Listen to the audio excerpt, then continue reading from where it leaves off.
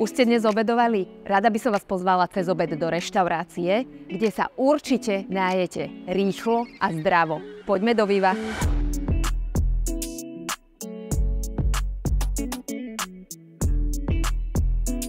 Vedľa mňa stojí majiteľka LA Finger Food, ktorý sa nachádza vo Vive. Ľudka, ahoj. Ahoj, Veronika. A prosím ťa, povedz mi, čím sa zaoberáte. To znamená, že máme tu veľa prevádzok a každá je vyznačovaná niečím iným, každá sa na niečo iné sústreďuje.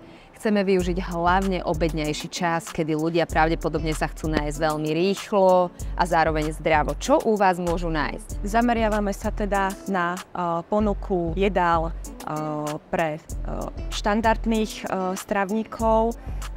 To sú tie klasické jedlá, ale zároveň, na čo by som chcela upriamiť pozornosť, je, že ponúkame jedlá aj pre zákazníkov, ľudí, ktorí potrebujú špecializovanú starostlivosť.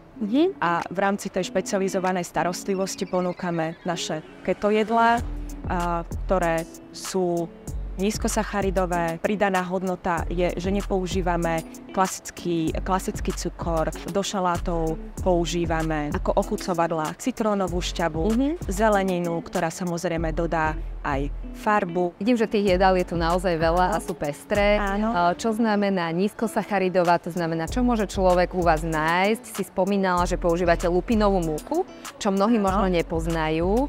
Je to v podstate obilnina, ktorá sa nevyznačuje vysokým podielom sacharidov, práve naopak. Nahrádzaná je pšeničnou múkou, čiže je to taká keto náhrada. Presne, čiže ak sú tu ľudia, strávnici, ktorí preferujú keto, čiže tukovú a bielkovinovú stravu, tak toto je to správne miesto, kde vás môžu nájsť. Ako príloha, ako sa spomínala, teda tú keto knedlu, ponúkame okrem keto knedle aj karfiolové placky, ktoré teda ponúkame k našej špecialite, a to je sviečková, ktorá... Sviečkovú? Máme sviečkovú, áno, presne tak máme. Predstavte si sviečková, hej. V zdravej forme, ale... V keto verzii. V keto verzii, presne tak. Takže dá sa to. Samozrejme, že sa to dá. Výborne. Čiže kde je vôľa, tam je cesta. Určite. A vidím, že to razíš aj ty. Presne tak poďme sa spolu pozrieť do kuchyne a prichystať si niečo chutné.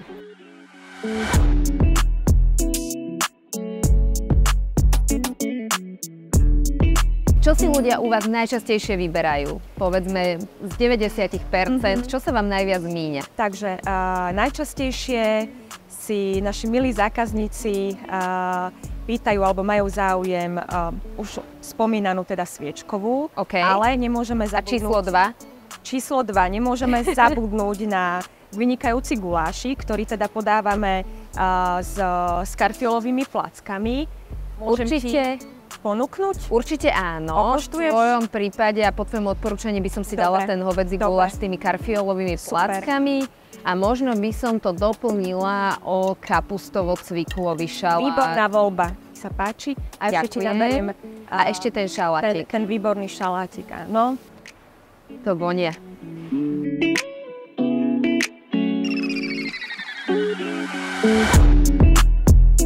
Reštaurácia vo Vive ma veľmi prekvapila a chcem ti týmto pádom poďakovať za výborné jedlo, ktoré je dokonca nízkosacharidové a odlišuje sa od bežnej klasiky.